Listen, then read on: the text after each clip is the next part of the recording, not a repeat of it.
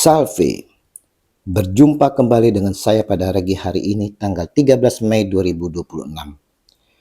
Pesta wajib Santa Perawan Maria dari Fatima. Mari saudara-saudaraku yang terkasih, di pagi yang cerah ini kembali saudara kita mengucap syukur dalam doa kepada Tuhan Allah kita, dan juga jangan lupa berilah senyuman dan sapaan kepada sesama kita. Kita awali perenungan pagi hari ini dengan tanda kemenangan kita dalam nama Bapa dan Putra dan Roh Kudus. Amin.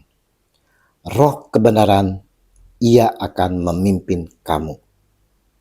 Bacaan di hari ini diambil Kisah Para Rasul 17 ayat 15 dan juga ayat 22 sampai dengan bab 18 ayat 1 dan Injil Yohanes 16 ayat 12 sampai dengan 15.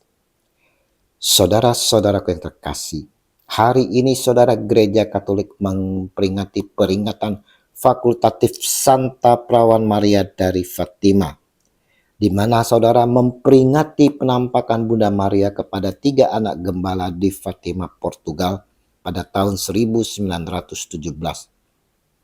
Dan pesan Fatima sangat relevan dengan sabda Tuhan hari ini, yaitu doa rosario, pertobatan, dan sili, yaitu pengorbanan untuk perdamaian. Saudara-saudaraku, sebagai pengikut Kristus, kita harus mampu saudara menjadi saksi di tengah dunia yang sedang berkecamuk agar terjadi pertobatan sesuai pesan Bunda Maria dalam penampakannya pada ketiga anak gembala di Fatima. Bunda Maria di Fatima muncul saudara di tengah perang dan krisis moral. Ia memanggil kita saudara, memanggil kita untuk menjadi Paulus-Paulus masa kini, berani bersaksi, membawa pertobatan dan tidak mengikuti arus dunia yang menjauh dari Tuhan. Maria adalah penuntun kita untuk kembali pada Kristus Tuhan. Lihat, Paulus dalam bacaan pertama berkhotbah di Athena saudara, tempat yang penuh berhala. Ia dengan berani mewartakan Allah yang sejati kepada mereka yang belum mengenalnya. Untuk apa Paulus lakukan ini? Tak lain saudara adalah agar ada pertobatan dan bangsa itu dapat mengenal Allah yang sejati. Walaupun akhirnya sedikit yang bertobat dan mengikuti dia, Paulus tetap mewartakan kebenaran sejati yang menyelamatkan. Kenapa Paulus mampu berkhotbah di tengah-tengah situasi yang kacau? Dan mari kita lihat pada diri kita saudara. Apakah kita mampu mengikuti Paulus bersaksi di tengah-tengah kehidupan kita yang minoritas ini saudara? Yang penuh intimidasi dan kekerasan. Ingat apa yang dikatakan Yesus. Tetapi apabila ia datang yaitu Roh kebenaran, ia akan memimpin kamu ke dalam seluruh kebenaran.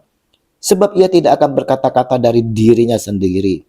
Tetapi segala sesuatu yang didengarnya, itulah yang akan dikatakannya, dan ia akan memberitakan kepadamu hal-hal yang akan datang. Yohanes 16 ayat 13. Ingat, kita tak memiliki kemampuan sekalipun dengan kekuatan kepintaran kita saudara. Tapi Roh Kuduslah yang akan memampukan kita untuk bersaksi, menyampaikan segalanya. Tuhan Yesus mau saudara memakai kita apa adanya. Dia tak melihat mahirnya kita berbicara sehingga memikat banyak orang. Tidak saudara.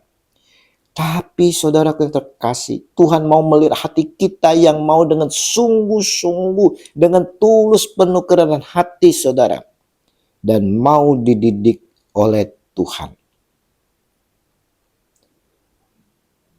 Maukah kita membuka hati kita untuk menerima Dia yang mengutus kita dengan penuh kerendahan hati dan tulus?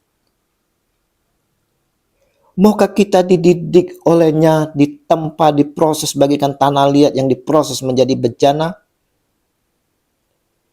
Pesan Fatima bukanlah ajaran baru saudara, melainkan pengingat akan pesan Injil agar kita hidup setia.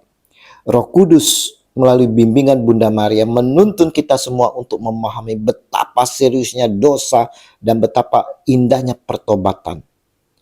Maria membawa kita kepada Yesus sumber segala kebenaran.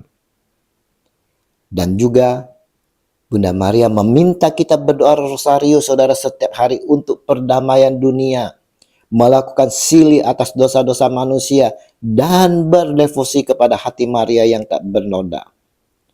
Rosario adalah senjata rohani yang ampuh untuk menghancurkan kejahatan. Mari saudara-saudaraku yang terkasih, melalui peringatan Santa Perawan Maria dari Fatima, kita semua dipanggil untuk tidak mengabaikan doa. Pertobatan hati adalah kunci perdamaian.